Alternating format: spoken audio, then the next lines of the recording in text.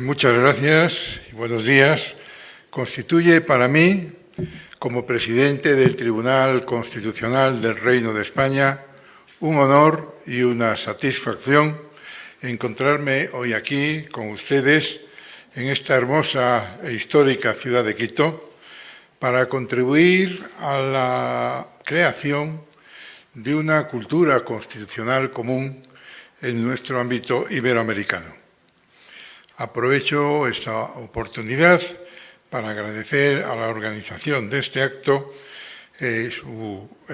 comportamiento y que me permite precisamente estar hoy aquí con ustedes y de forma muy especial a la Corte Constitucional de Ecuador y a su presidente, el señor Lozada Prado. Voy a dedicar una intervención breve, si es posible, a la utilización por nuestro Tribunal Constitucional de precedentes constitucionales de tribunales extranjeros. Y no me refiero solamente a la utilización de las sentencias de los tribunales supranacionales, como el Tribunal Europeo de Derechos Humanos o el Tribunal de Justicia de la Unión Europea o la Corte Interamericana, sino que me refiero de manera también muy especial a la utilización de resoluciones de jurisprudencia, de doctrina, de tribunales, de cortes constitucionales,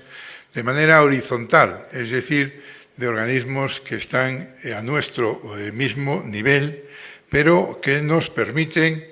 utilizar sus argumentaciones para mejorar y reforzar nuestros propios argumentos. Pero antes de referirme a esta utilización de precedentes extranjeros, debo exponer algunas cuestiones sucintas sobre el funcionamiento de nuestro propio tribunal. El Tribunal Constitucional Español es al mismo tiempo juez de la ley, juez de los conflictos y juez de los derechos de los fundamentales. Es juez de la ley porque resuelve sobre su constitucionalidad. Es juez de los conflictos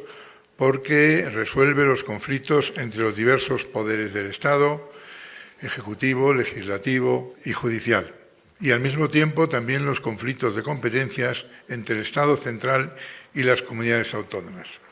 Y es juez de los derechos constitucionales porque a través de un instrumento importante como es el recurso de amparo, permite que todos los ciudadanos individualmente puedan dirigirse al Tribunal Constitucional para reclamar que se le protege, se le tutele su derecho fundamental. De esta forma, el Tribunal Constitucional Español es al mismo tiempo el supremo intérprete de la Constitución y el máximo garante de los derechos fundamentales. Pues bien, como nuestra Constitución es una Constitución que tiene fuerza normativa y como la Constitución se sitúa precisamente en la cúspide del ordenamiento, ello significa que el Tribunal Constitucional, cuando ejerce las funciones que antes había señalado, está creando derecho. Está creando derecho, pero no solo derecho constitucional, sino que está creando un derecho que es vinculante en todo el ordenamiento jurídico español. Pues para crear esa doctrina, en la elaboración de esta doctrina, el Tribunal Constitucional Español toma en consideración de forma muy relevante la jurisprudencia de Estrasburgo y de Luxemburgo, y también de otros tribunales supranacionales. Pero, al mismo tiempo, también tiene en cuenta de forma menos numerosa, pero a mi entender relevante, la jurisprudencia contenida en la doctrina de otros tribunales, tanto europeos como americanos. Entrando en términos numéricos, podríamos decir que desde el 11 de agosto de 1980, fecha en que empezó a funcionar el Tribunal Constitucional, hemos dictado más de 21.000 resoluciones, sentencias y actos definitivos. Pues bien, en estas resoluciones se ha citado 1.628 veces, en 1.628 ocasiones, la jurisprudencia del Tribunal Europeo de Derechos Humanos y la jurisprudencia del Tribunal de Justicia de la Unión Europea. Y normalmente, además, como ratio decidendi, es decir, no simplemente de pasada, sino como un argumento para configurar el fondo de la resolución. La cita, sin embargo, de sentencias de otros tribunales no es tan abundante, y no lo es porque, evidentemente, las resoluciones de tribunales extranjeros del mismo orden que el nuestro no tienen un valor de fuente jurídica determinante en el ámbito de nuestro derecho constitucional. Pero ello no quiere decir que esta jurisprudencia no aporte justificaciones a nuestras decisiones. Por ello, en realidad, la cita de estas sentencias cumple un valor importante. En primer lugar, porque nos pone de relieve el ámbito jurídico, el ámbito cultural en el que vamos a dictar la resolución. En segundo lugar, porque hoy en día se plantean temas políticos muy novedosos que no están expresamente previstos en ninguna de nuestras constituciones,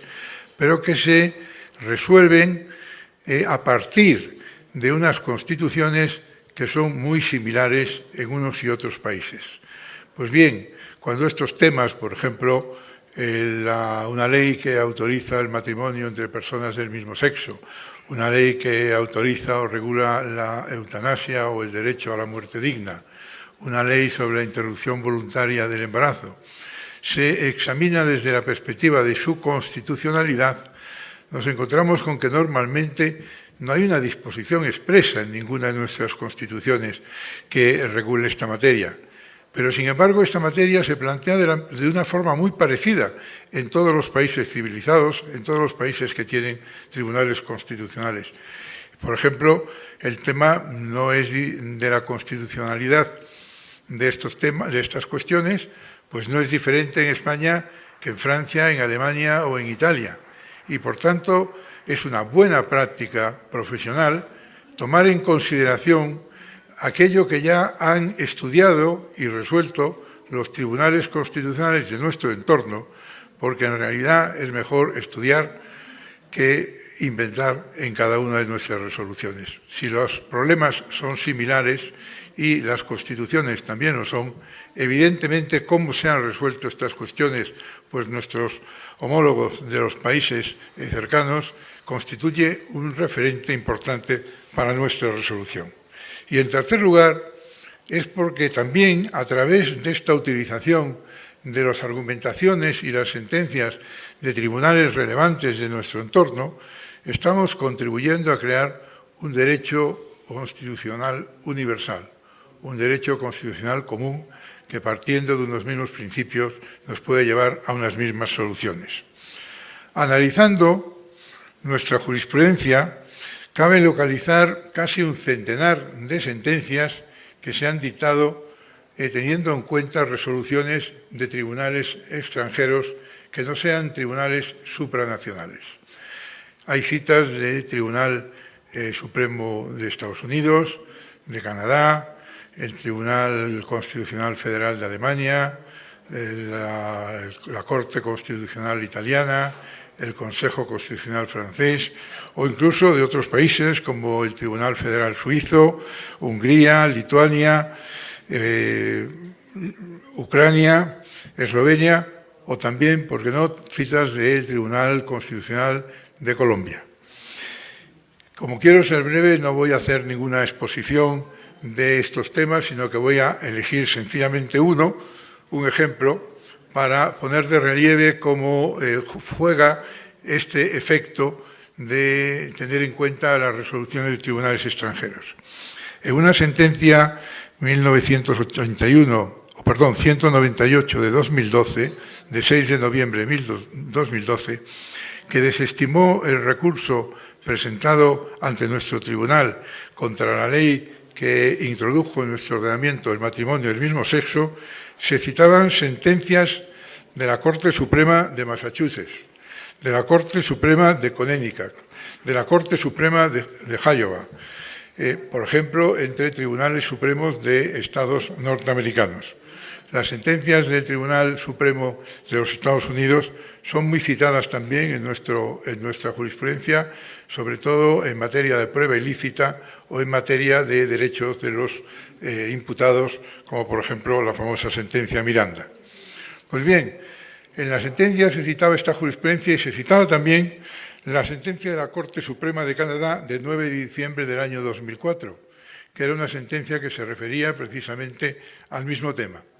No solamente se cita la sentencia del Tribunal Supremo de Canadá para introducir, digamos, el criterio que utilizó Canadá para resolver ese asunto del matrimonio entre personas del mismo sexo, sino que la utilización de esa sentencia sirvió para incorporar a nuestro ordenamiento, a nuestra doctrina, a nuestra jurisprudencia, una doctrina del Tribunal Supremo canadiense en el que se refiere a la Constitución como un árbol vivo.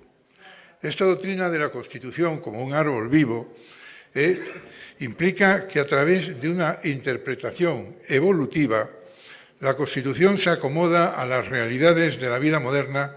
como un medio de asegurar su propia relevancia y legitimidad. Teniendo en cuenta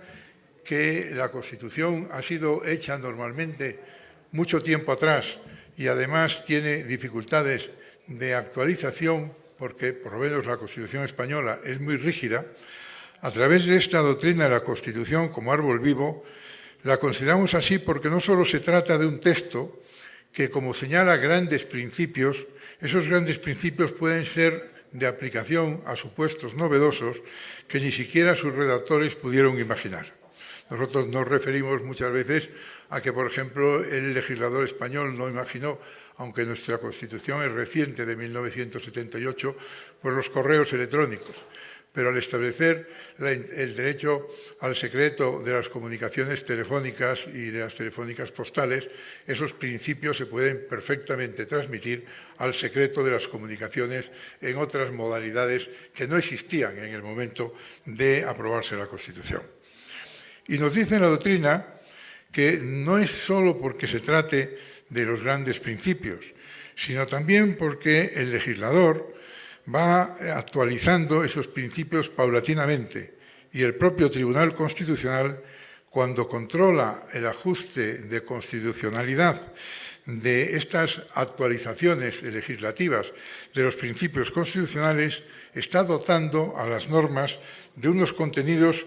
que permiten leer el texto constitucional a partir de los problemas contemporáneos.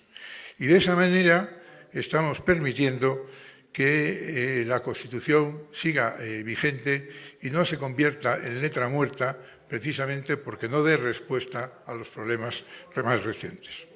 Bien, esta misma doctrina que se recogió de esa sentencia del Tribunal Constitucional de Canadá se ha aplicado de manera muy reciente, en el año 2023, a dos sentencias de nuestro tribunal, la sentencia 18-2023 sobre la eutanasia y la sentencia 44-2023 sobre la constitucionalidad de la Ley de Salud Sexual y Reproductiva y de la interrupción voluntaria del embarazo. Por tanto, es una doctrina que se ha incorporado a partir precisamente de la jurisprudencia de otro tribunal constitucional situado al mismo nivel de manera horizontal sin necesidad de recurrir a tribunales internacionales. En definitiva, y para concluir, la utilización de sentencias de Cortes Constitucionales extranjeras sobre problemas comunes inexorablemente va contribuyendo lenta, pero de una forma inexorable, a conseguir que la configuración de una doctrina constitucional de carácter universal. Debemos recordar que toda la historia de la humanidad